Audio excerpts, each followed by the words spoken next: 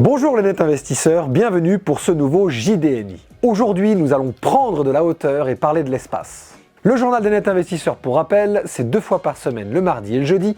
Je décrypte une actualité avec vous et nous faisons le rapprochement avec vos problématiques de placement. N'oubliez pas que vous pouvez d'ores et déjà vous abonner à notre newsletter afin de recevoir des offres et des astuces personnalisées directement sur votre mail. Le milliardaire Elon Musk l'avait promis et il l'a fait, mais partiellement. En effet, SpaceX, l'entreprise spatiale du tycoon américain, a bien effectué jeudi dernier le lancement de la plus grande fusée jamais envoyée vers l'espace, Starship. Ce mastodonte de 120 mètres de haut a quitté le sol à 8h30 heure locale, sous l'ovation des employés de l'entreprise SpaceX qui travaillent sur ce projet depuis des années. Projet qui consiste à construire et envoyer une fusée pouvant transporter plusieurs dizaines de personnes, dans un premier temps vers la Lune, notre satellite bien connu, mais surtout à moyen terme vers Mars. Elon Musk a évidemment félicité toutes ses équipes pour leur travail et a précisé « Nous avons beaucoup appris pour le prochain essai de décollage dans quelques mois ».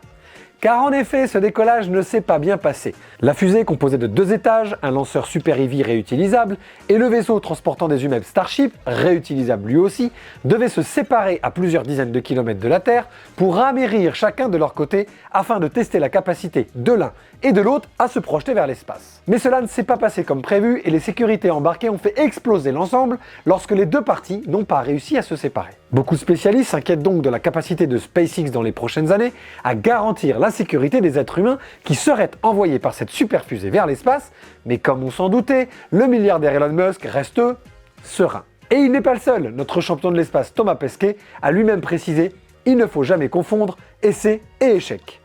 J'ai hâte de voir la suite. Ma question du jour est donc, pensez-vous qu'il y a actuellement encore un intérêt à cette course vers l'espace et vers Mars? J'attends toutes vos réponses sur nos réseaux sociaux ou directement sous cette vidéo. Cette actualité spatiale me permet de vous parler à nouveau de la profondeur de marché que peut représenter ce secteur d'activité pour vous investisseurs. Sans rentrer dans le détail d'un fonds d'investissement ou d'une action particulière, je n'ai pas pu m'empêcher de me dire qu'il y a d'énormes perspectives sur les 5, 10, voire 20 prochaines années dans l'environnement de la recherche spatiale. Il est évident que vous retrouvez sur ce secteur toutes les très grandes entreprises technologiques, en particulier américaines, qui ont toutes un programme en cours. J'entends par là Microsoft, Alphabet, donc Google, Amazon, Nvidia et évidemment SpaceX. Mais vous retrouvez également de nombreuses entreprises moins connues du grand public, mais de taille pourtant très conséquente, avec des capitalisations entre 100 et 500 milliards de dollars, qui sont très impliquées non seulement dans l'industrie spatiale, mais également dans les matériaux et surtout les développements technologiques, le fameux IT. Car l'espace et la recherche spatiale, ce n'est pas seulement des développements de technologies et de services prévus pour l'espace, mais c'est aussi beaucoup de recherche qui permet d'améliorer notre quotidien sur le plancher des vaches. On a assisté donc ces dernières années à de très belles envolées boursières sur de petites valeurs ayant développé des brevets, mais également sur des renforcements de technologies existantes qui n'en sont, selon nous, qu'au début de belles perspectives de croissance. Attention, on parle bien là d'investissement sur les marchés financiers, avec un risque très important de volatilité sur ces secteurs innovants et donc de perte en capital. L'exemple de l'année 2022, qui a été cauchemardesque pour la grande majorité des fonds technologiques, doit rester en mémoire. Soyez donc prudents, mais ne passez pas à côté de ce secteur d'avenir qui nous fait tant rêver.